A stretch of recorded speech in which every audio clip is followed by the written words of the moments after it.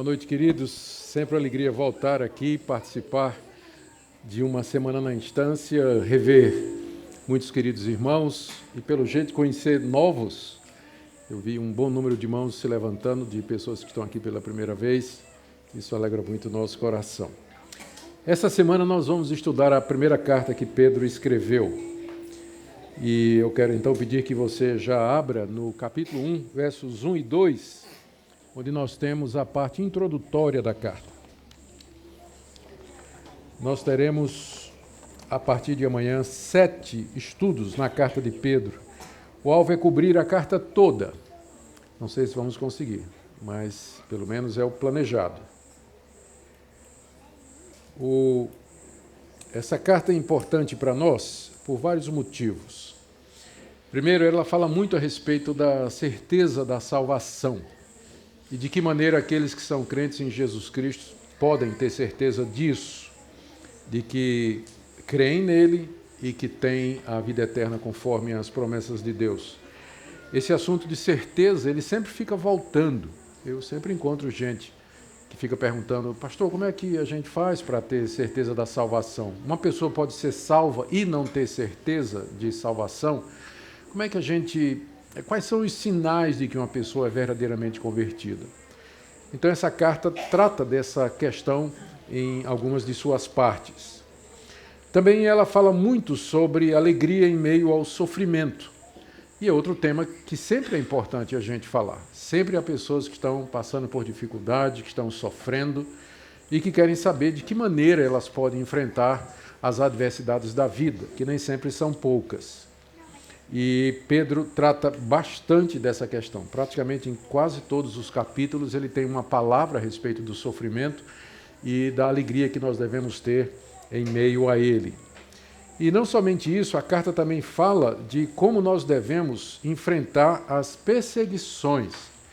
Pode ser que não seja um assunto muito atual para nós aqui no Brasil, dada a liberdade religiosa que nos é garantida por lei no nosso país, por enquanto.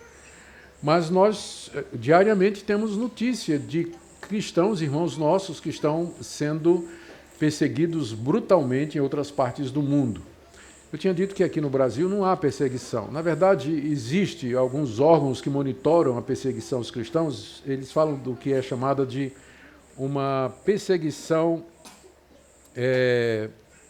não é física, mas é como se fosse uma perseguição nominal, em que ela é velada, ela não é aberta, mas consiste no uso das leis e dispositivos para empurrar o cristianismo cada vez mais para fora do cenário político, econômico e social, a ponto de que, no final, o cristão só vai poder falar da sua fé ou em casa ou nos templos religiosos, mas ele não poderá expor a sua fé ou usar os valores cristãos na escola, no trabalho, na questão política, na discussão das grandes decisões que afetam a vida dos brasileiros. Então, isso existe no Brasil e é muito claro isso aí. Pedro fala de que maneira a gente pode enfrentar a insensatez de pessoas que criticam o Evangelho e que falam de coisas que não sabem. Além disso, a carta também trata de muitos temas práticos para a vida cristã, como eu me porto no meu ambiente de trabalho.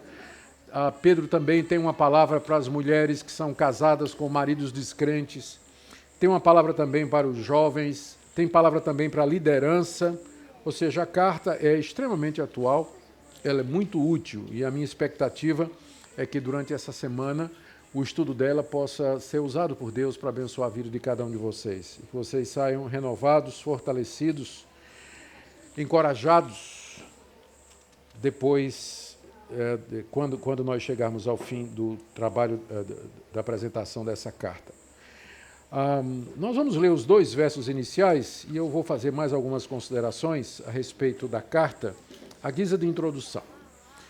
Então vamos ler os versos 1 e 2. Pedro, apóstolo de Jesus Cristo, aos eleitos que são forasteiros da dispersão, no Ponto, Galácia, Capadócia, Ásia e Bitínia, eleitos segundo a presciência de Deus Pai, em santificação do Espírito, para a obediência e a aspersão do sangue de Jesus Cristo, graça e paz vos sejam multiplicadas. Amém.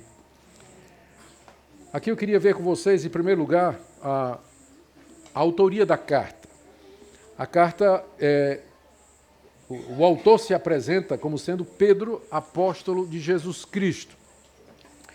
E, evidentemente, que a primeira pessoa que nos vem à mente é Cefas, Simão, Pedro, são os 3 nomes pelos quais ele é nomeado no Novo Testamento. Muito conhecido pela sua intrepidez, pela sua ousadia, também pela sua inconstância, intempestividade. Era o discípulo que sempre estava à frente dos demais e que, afinal, ele toma a liderança do colégio apostólico, juntamente com Tiago, irmão de Jesus. É ele que escreve essa carta e ele se apresenta como apóstolo de Jesus Cristo. A designação apóstolo é restrita no Novo Testamento aos 12 que Jesus chamou, sendo Matias o substituto de Judas, e ao apóstolo Paulo. Esses 12 mais um, a eles foi conferida revelação da parte de Deus sobre como interpretar o Antigo Testamento, inspiração para escrever livros da Bíblia, quando não eles, alguém associado a eles. Eles foram testemunhas da ressurreição de Jesus Cristo e a eles coube lançar o fundamento da igreja cristã e nos dar a Escritura Sagrada. Então, nesse sentido, nós não temos mais apóstolos hoje. Eu sei que há muitas pessoas que se nomeiam apóstolos, mas é uma reivindicação sem fundamentação bíblica. Não querendo ser indelicado, mas é uma usurpação de um ofício ou de uma função que teve um provimento temporário na igreja cristã, marcando a passagem do Antigo Testamento para o Novo, quando Deus precisava de testemunhas da ressurreição de Cristo que pudessem lançar os fundamentos da igreja. Uma vez que isso foi feito, nós não temos mais apóstolos nos dias de hoje, a não ser que você queira usar o termo no sentido de missionário, que é isso que o termo quer dizer no original grego. Um apóstolo é alguém que é enviado para cumprir uma missão. Então, se você quiser usar o título apóstolo simplesmente para dizer que você é um missionário, eu não tenho problema com isso. Mas, infelizmente, quando as pessoas usam esse título, eles usam para dizer que eles têm a mesma autoridade de Pedro, a mesma autoridade de João, a mesma autoridade de Mateus e a mesma autoridade de Paulo. Eles dizem que recebem revelação da parte de Deus, que eles podem dar prosperidade àquelas pessoas sobre as quais eles têm cobertura, não aceitam questionamentos e a palavra deles é lei. Então, é uma usurpação de uma função que não existe mais e que encerrou no primeiro século. Apóstolo, nós não precisamos de novos apóstolos, porque toda vez que eu abro meu Novo Testamento, eu me encontro com um. Eu estou com Pedro aqui. Para que eu preciso de outro? Eu tenho o apóstolo Pedro, tenho o apóstolo Paulo, tenho o apóstolo João, tenho o apóstolo Mateus. Então eu não preciso de novos apóstolos. É por isso que a igreja sempre foi apostólica, porque ela sempre estava fundamentada na base que foi lançada pelos apóstolos, como o apóstolo Pedro, por exemplo. Então, ele se apresenta como sendo o apóstolo de Jesus Cristo. Ele diz que está escrevendo aos eleitos que são forasteiros da dispersão no ponto Galácia, Capadócia, Ásia e Bitínia. Essa região aí são 5 províncias do Império Romano que correspondem hoje à Turquia, à moderna Turquia. Então, naquele tempo, eram províncias debaixo do domínio do imperador, que mandava procônsules, sob o domínio do imperador, que mandava procônsules, procuradores, mandava governadores, oficiais de justiça, oficiais de finanças para cuidar da administração, da justiça, dos impostos, enfim, de todos os negócios das províncias, e eles respondiam diretamente ao imperador. Então, esses leitores da carta, eles moravam naquela região. Pedro se refere a ele como sendo eleitos. Eleitos é um termo que aparece muito no Novo Testamento para se referir aos cristãos. Eles são eleitos porque Deus os elegeu antes da fundação do mundo para serem o que eles são. Filhos de Deus, perdoados, aceitos e salvos mediante Jesus Cristo. É um termo que eu considero muito querido, não é? E seria tão bom se a gente hoje pudesse até dizer isso. A gente é acostumado a chamar os outros de irmão. Mas só que na Bíblia o termo eleito também é usado como designação. Então seria tão bom se a gente chegasse para os irmãos, ô eleito, como vai, né? Mas só que vai dar um problema danado, né? Se a gente fizer isso, porque já vai começar a briga e tudo mais. É uma pena, mas no Novo Testamento não tem o menor questionamento. Os cristãos são chamados de eleitos porque eles sabiam que foram eleitos por Deus antes da fundação do mundo para ser o que eles eram, salvos em Jesus Cristo, crentes, perdoados, aceitos por Deus. Então Pedro se dirige a eles, naturalmente, dessa forma. Ele os chama de forasteiros da dispersão. Dispersão era todo lugar que não fosse a Palestina. É uma designação judaica. Quem morasse fora da Palestina morava na dispersão. Então, quando Pedro se refere a ele como forasteiros da dispersão, nós podemos entender de duas maneiras. Que essa carta foi escrita para judeus que moravam fora da Palestina, judeus que tinham se tornado crentes em Jesus Cristo, ou então que Pedro está se referindo a eles figuradamente, já que nós vamos ver aqui, para o apóstolo Pedro, os cristãos são os continuadores dos filhos de Abraão. Os cristãos são os continuadores dos judeus. A igreja é o Israel espiritual. Então, aqui pode ser uma referência simplesmente aos cristãos, quer judeus ou gentios, que moravam naquela região distante da Palestina, debaixo do jugo do Império Romano. Há evidências na carta de que esse pessoal não era só judeu, mas também era pagão. Judeus e pagãos convertidos a Jesus Cristo. Então, isso aqui nós vamos tomar dessa forma. No verso 2, você tem a saudação de Pedro, e é impossível você deixar de notar a estrutura trinitária da saudação. Pedro diz que eles foram eleitos segundo a presciência de Deus Pai, ou seja, Deus Pai, porque conhece todas as coisas, e só que a eleição aqui, ela não é baseada na presciência. Eleição e presciência é a mesma coisa, porque Deus só pode conhecer aquilo que Ele determinou que acontecesse. Porque se Deus não determinou que acontecesse, quem é que está no controle da história? Existe história fora de Deus? Né? Deus sempre existiu e só tinha Ele. Ele é que criou o tempo, o espaço, a história. Então a história não é um ser autônomo que transcorre diante de Deus e Deus tem uma bola de cristal olhando o futuro para saber qual é a sua decisão de A, de B ou de C. E com base nessa decisão, Deus então toma a decisão dele. Não existe história à parte de Deus e da vontade de Deus. Então Deus só vê aquilo que Ele decretou. Então por isso que presciência e eleição e vontade de Deus são a mesma coisa na Bíblia. Não tem diferença nenhuma. Ele conhece porque foi Ele que mandou que acontecesse. Então, eleitos segundo a presciência de Deus Pai. Deus Pai elegeu, já comecei pesado, não foi? Mas a culpa é de Pedro. Está logo no verso 2. Peraí, né? No verso 2, não, está no verso 1. Eu vou fazer o quê, né? Então está aí, está no verso 1 e no verso 2. Então, ele começa falando de Deus Pai elegeu. Aí veja só, em santificação do Espírito, a terceira pessoa da Trindade, essa eleição, ela é mediante a santificação, já para calar a boca de gente que diz assim, mas se eu souber que eu sou eleito, eu vou viver de qualquer maneira. Paciência. A eleição é para santificação no Espírito. Então, se não tem santificação, não teve eleição.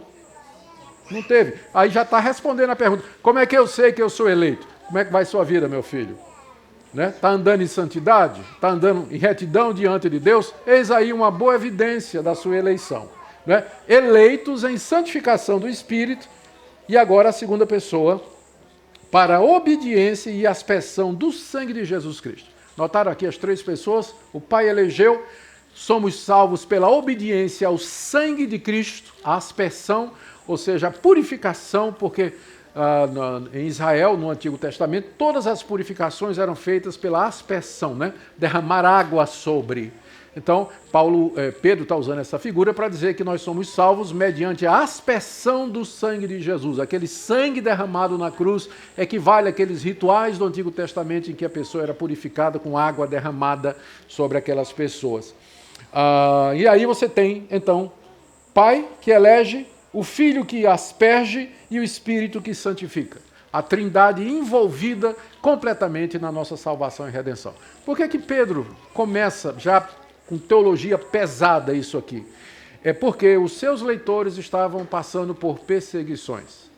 Lá naquelas províncias havia uma perseguição movida pelas autoridades judaicas, a gente vê exemplos disso no livro de Atos, e também pelas autoridades locais. Várias vezes na carta nós vamos encontrar Pedro se referindo à hostilidade, à calúnia, a denúncias da parte dos pagãos contra os cristãos. E Pedro está interessado em confortar aqueles irmãos e ensiná-los a viver no meio daquele ambiente hostil. E uma das maneiras que Pedro faz isso é já de cara lembrando para eles quem eles são. Eles podem ser rejeitados pelo mundo, o ambiente onde eles vivem, eles podem ser peregrinos e forasteiros na dispersão, mas eles são eleitos de Deus, são guardados na santificação do Espírito Santo e foram salvos pela aspersão do sangue de Jesus. Então, essa identidade, essa consciência de quem eles eram, deveria guardá-los e fortalecê-los no meio de todas as perseguições. A carta foi escrita provavelmente no início da década de 60, porque Paulo morreu no ano 64 com a perseguição de Nero. Pedro deve ter morrido nessa mesma perseguição, então essa carta deve ter sido escrita entre o ano 60 e o ano 63.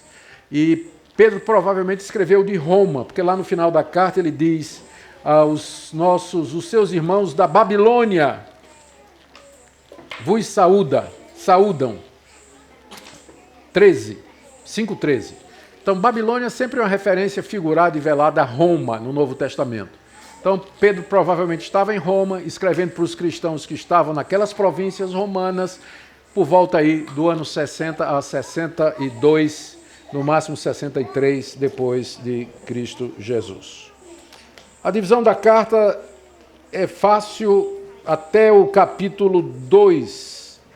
Pedro está falando da salvação e das implicações, alegria, certeza, santidade, obediência às autoridades. E depois, do capítulo 3 até o fim, ele fala de sofrimento e de serviço cristão. É uma carta rica, eu tenho certeza que nós vamos aprender muita coisa e queira Deus que o estudo da sua palavra faça bem a todos nós e nos faça crescer na graça. Amém? Vamos orar. Ó Deus, te damos graças pelos apóstolos que nos legaram a tua palavra viva, inspirada, infalível e inerrante, e que chega até nós com autoridade e poder. Nós pedimos, ó Pai, que o estudo da tua revelação escrita seja usado por ti para abençoar cada um de nós de acordo com a necessidade. É o que nós te pedimos em nome de Jesus. Amém.